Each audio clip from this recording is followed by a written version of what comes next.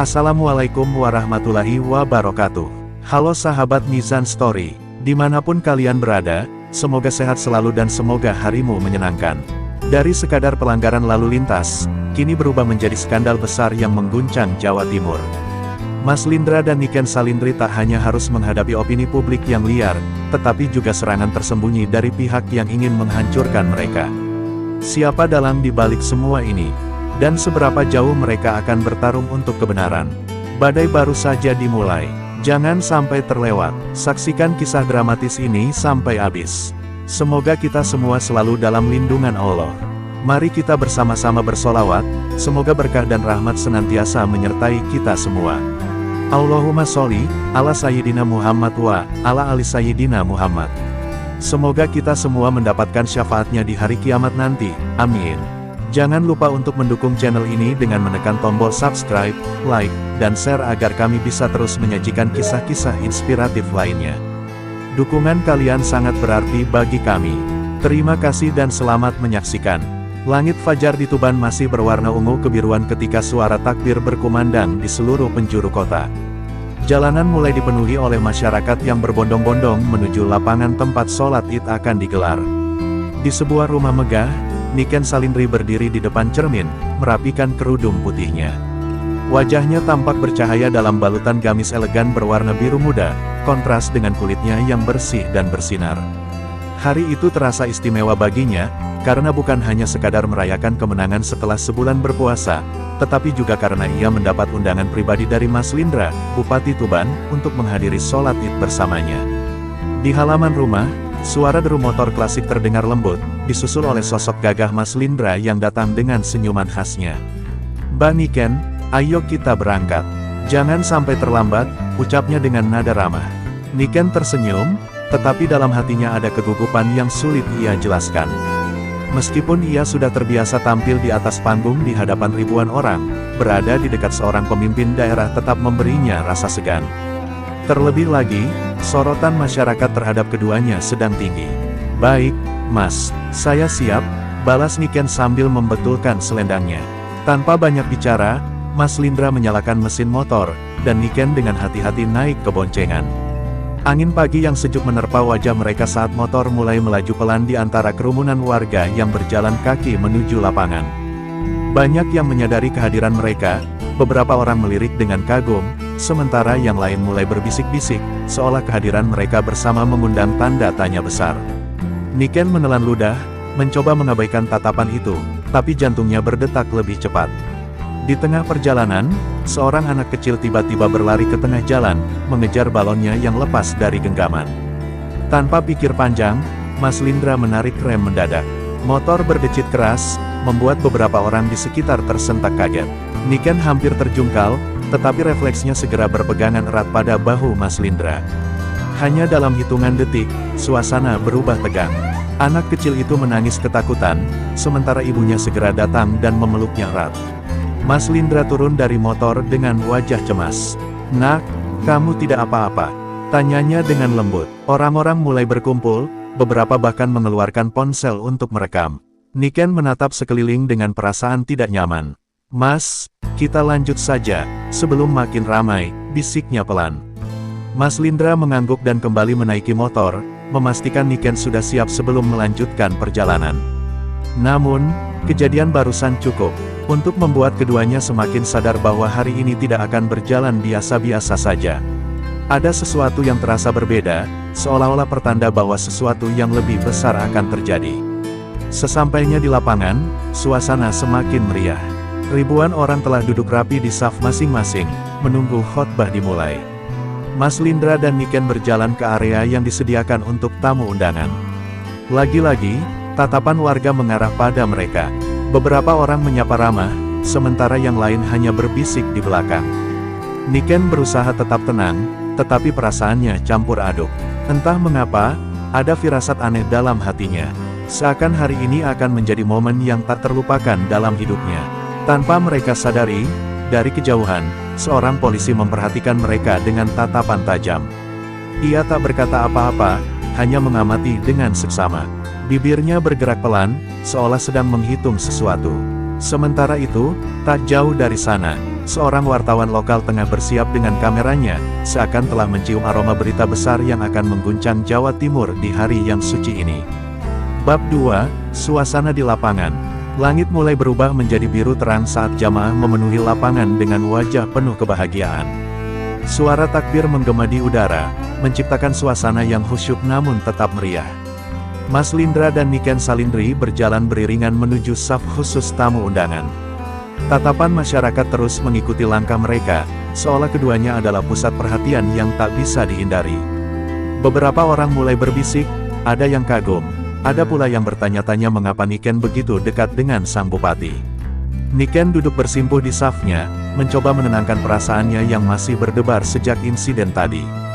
Namun, ada sesuatu yang mengganjal.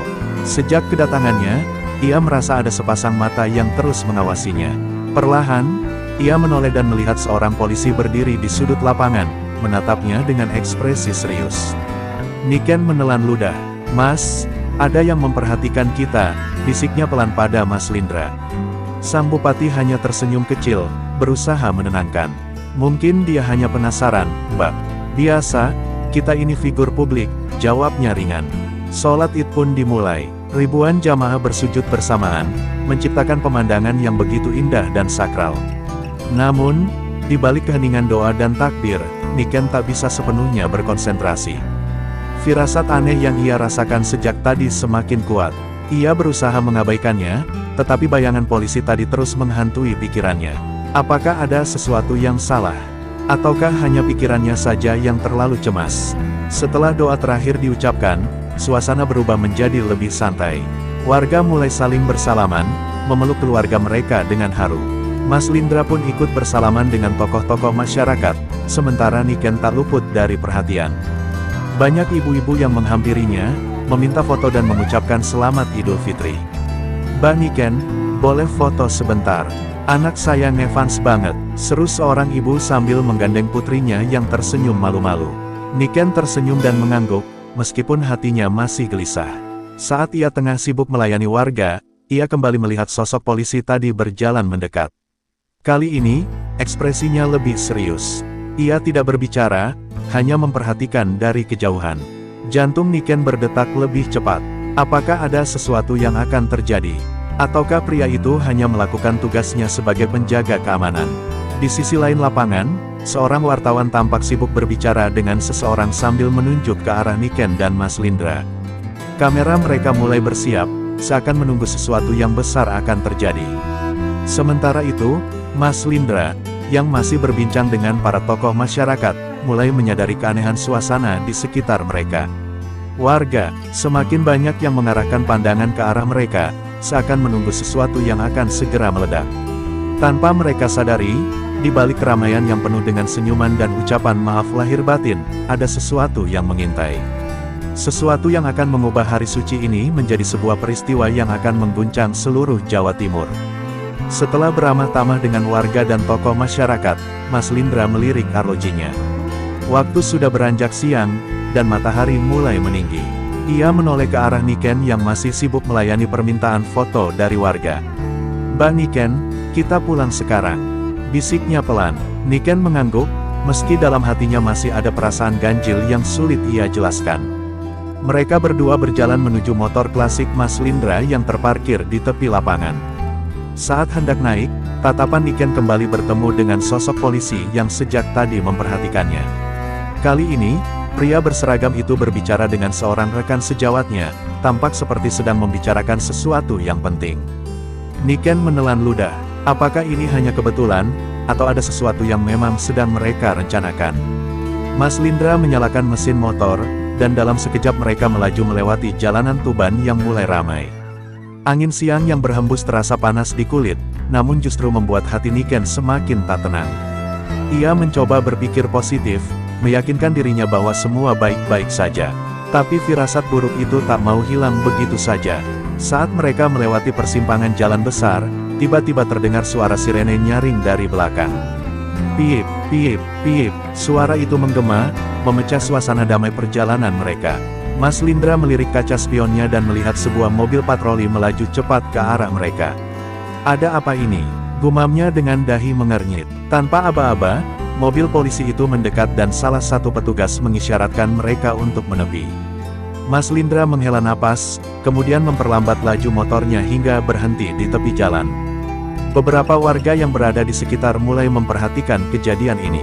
Mereka berbisik-bisik, beberapa bahkan mengeluarkan ponsel untuk merekam. Seorang polisi turun dari mobil patroli dan berjalan mendekat dengan langkah tegas. Wajahnya tetap datar, tanpa senyum atau basa-basi. "Mohon maaf, Pak Bupati dan Mbak Niken. Kami harus menilang kendaraan ini," ucapnya dengan nada serius. Niken terperanjat, sementara Mas Lindra tetap berusaha tenang. "Apa alasannya, Pak?" tanyanya dengan nada sopan, meski dalam hatinya ia mulai merasa ada yang tidak beres. Polisi itu menatap mereka dengan tajam. "Anda berdua tidak mengenakan helm, dan motor ini tidak memenuhi standar keamanan," katanya sambil mengeluarkan buku tilang. Jantung Niken berdegup kencang. Ia menoleh ke arah Mas Lindra yang terdiam sejenak, lalu menghela napas panjang. Tanpa disadari, dari kejauhan, puluhan warga mulai berkerumun, menyaksikan kejadian yang akan menjadi viral dalam hitungan menit. Kerumunan warga semakin ramai di tepi jalan, sebagian besar mengangkat ponsel mereka untuk merekam kejadian yang tak terduga ini. Mas Lindra, yang biasanya selalu tenang dalam situasi apapun, kini terlihat sedikit tegang. Ia menatap polisi di hadapannya dengan ekspresi serius. "Pak, saya akui kami memang tidak memakai helm. Tapi ini perjalanan singkat dari lapangan ke rumah dinas. Bisa kita bicarakan baik-baik?" tanyanya dengan suara tenang namun tegas. Polisi yang bertugas tetap berdiri tegak tanpa ekspresi. "Mohon maaf, Pak Bupati, aturan tetap aturan. Tidak memakai helm adalah pelanggaran lalu lintas, siapapun pelakunya," jawabnya sambil membuka buku tilang. Suaranya datar, namun jelas menunjukkan bahwa ia tidak akan memberi pengecualian, bahkan kepada seorang bupati sekalipun. Niken yang duduk di boncengan mulai merasa semakin gelisah. Ia menundukkan kepala, menyadari bahwa mereka benar-benar dalam masalah. Tiba-tiba, seseorang dari kerumunan berteriak, "Wah, masa bupati sendiri ditilang? Gak ada dispensasi, Pak." Seorang pria parubaya yang mengenakan peci ikut menimpali. "Biasanya kan kalau pejabat dikasih keringanan." Ucapan mereka disambut dengan gumaman setuju dari sebagian warga, sementara yang lain justru bertepuk tangan tanda dukungan kepada polisi. Niken merasa situasi semakin panas. Ia melirik Mas Lindra, berharap ada jalan keluar yang elegan dari keadaan ini.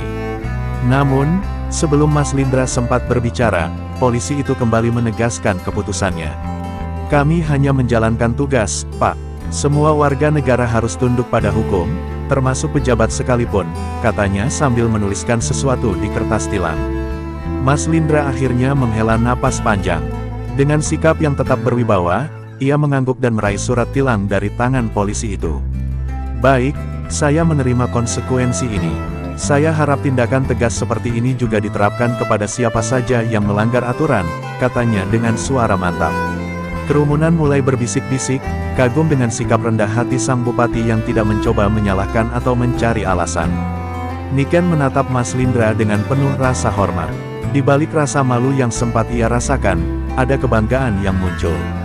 Ia melihat sosok pemimpin yang benar-benar bertanggung jawab, bukan hanya di depan kamera, tetapi juga dalam situasi nyata seperti ini. Meski hatinya masih berdebar, ia merasa lega melihat bagaimana Mas Lindra menangani situasi ini dengan elegan. Namun, kejadian ini sudah terlanjur menjadi sorotan. Dalam hitungan menit, video Mas Lindra dan Niken ditilang mulai menyebar di media sosial. Beberapa akun berita lokal bahkan sudah mengunggahnya dengan berbagai judul sensasional. Tak hanya di Tuban, berita ini mulai mencuri perhatian di seluruh Jawa Timur.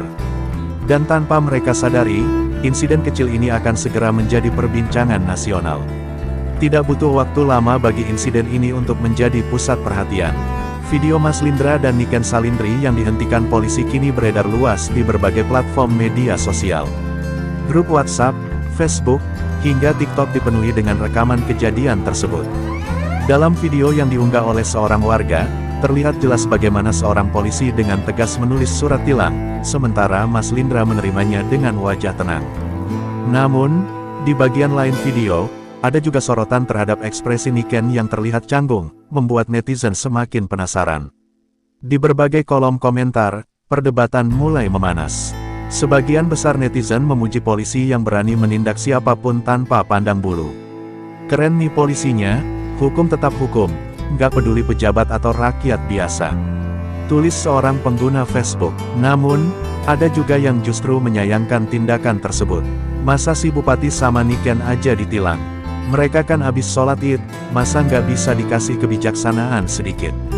Komentar pengguna lainnya, memancing perdebatan sengit di antara warganet. Sementara itu, di sisi lain kota, wartawan dari beberapa media lokal mulai bergerak cepat.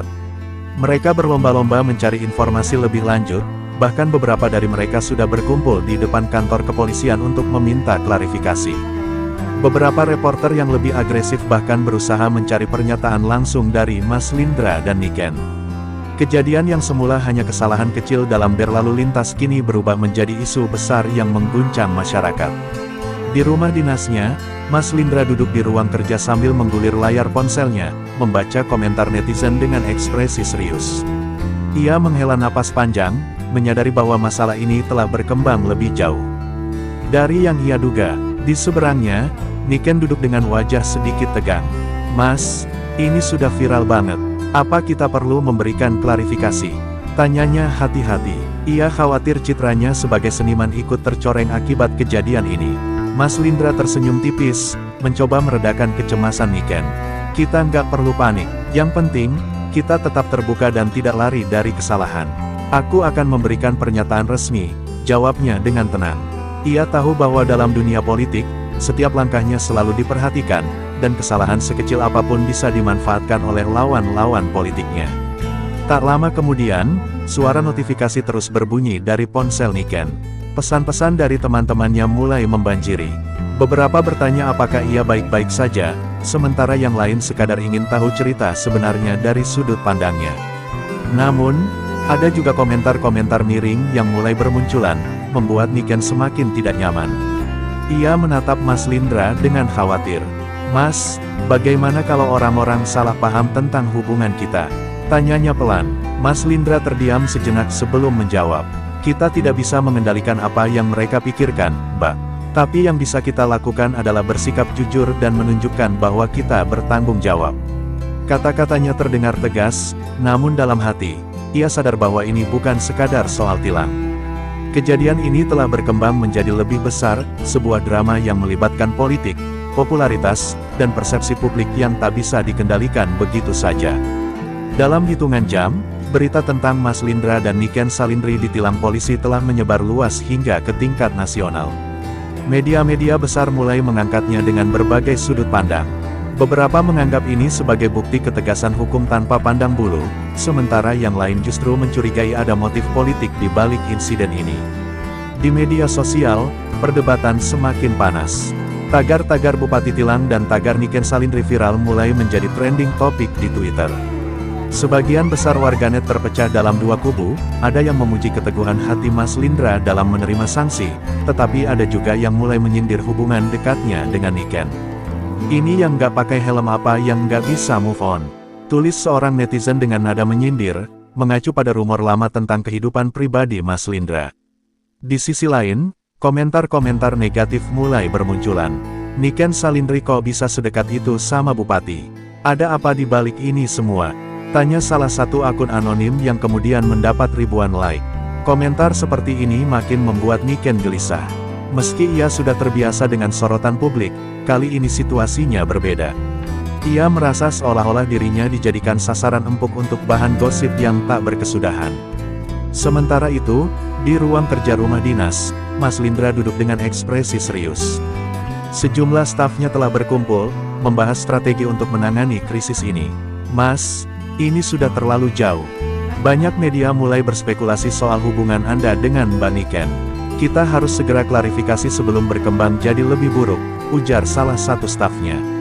Mas Lindra mengangguk pelan. "Kita buat pernyataan resmi. Aku akan bicara langsung di depan media, menjelaskan semuanya tanpa berbelit-belit," katanya mantap. Ia tahu, jika dibiarkan terlalu lama, opini publik akan membentuk narasi liar yang sulit dikendalikan. Yang ia butuhkan sekarang adalah transparansi dan ketegasan. Sementara persiapan konferensi pers dilakukan, Niken hanya bisa duduk termenung di sudut ruangan. Ponselnya terus bergetar dengan pesan dari teman-teman dan kolega yang bertanya-tanya tentang kejadian ini. Ia menarik napas dalam-dalam, mencoba menenangkan diri.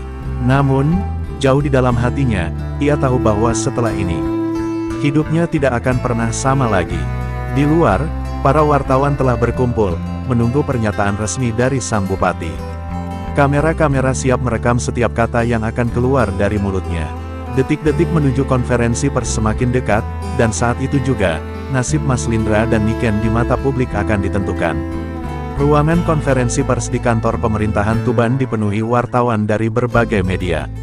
Kamera-kamera sudah terpasang, mikrofon berjajar di atas meja, dan suara bisik-bisik para jurnalis terdengar riuh. Semua mata tertuju pada satu sosok, Mas Lindra, yang duduk di tengah dengan wajah tenang, tetapi sorot matanya menyimpan ketegangan.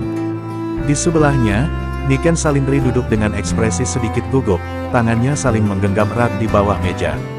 Saat konferensi dimulai, Kepala Bagian Humas memberi pengantar singkat, lalu memberikan waktu kepada Mas Lindra untuk berbicara. Pria itu menarik napas dalam-dalam sebelum akhirnya membuka suara. Pertama-tama, saya ingin menyampaikan permohonan maaf kepada masyarakat atas kejadian yang terjadi saat perjalanan pulang setelah sholat Id, katanya dengan nada mantap. Saya mengakui kesalahan saya yang tidak menggunakan helm, dan saya sudah menerima konsekuensi hukum atas tindakan tersebut. Wartawan segera mencatat pernyataan itu, tetapi mereka tidak puas hanya dengan klarifikasi tersebut. Seorang reporter dari media nasional segera mengangkat tangan. Pak Bupati, ada spekulasi di media sosial bahwa kejadian ini adalah rekayasa untuk meningkatkan popularitas Anda menjelang pemilihan mendatang. Apa tanggapan Anda? Pertanyaan itu sontak membuat suasana semakin tegang. Mas Lindra menatap wartawan itu dengan tajam, tetapi tetap tersenyum tipis. Saya tegaskan bahwa ini bukan rekayasa. Jika saya ingin pencitraan, tentu saya tidak akan melanggar aturan. Saya adalah manusia biasa, bisa melakukan kesalahan, dan saya tidak akan lari dari tanggung jawab. Jawabannya lugas, tetapi sebelum suasana sempat mereda, seorang wartawan lain mengajukan pertanyaan yang lebih sensitif. Bagaimana dengan kedekatan Anda dengan Niken Salindri? Banyak yang bertanya-tanya apakah ada hubungan spesial di antara kalian. Bisa dijelaskan? Suara wartawan itu terdengar penuh arti, membuat suasana semakin panas. Niken, yang sedari tadi diam, mulai merasa jantungnya berdetak lebih cepat. Ini adalah pertanyaan yang paling ia hindari. Mas Lindra melirik ke arah Niken sejenak, lalu kembali menatap ke depan. Saya dan Mbak Niken berteman baik. Tidak ada hubungan spesial di luar dari profesionalisme dan persahabatan. Saya harap masyarakat tidak terjebak dalam spekulasi yang tidak berdasar. Jawabannya tegas, tetapi gemuruh di antara wartawan menunjukkan bahwa jawaban itu belum tentu menghentikan spekulasi yang beredar. Setelah sesi tanya jawab selesai, Mas Lindra dan Niken meninggalkan ruangan.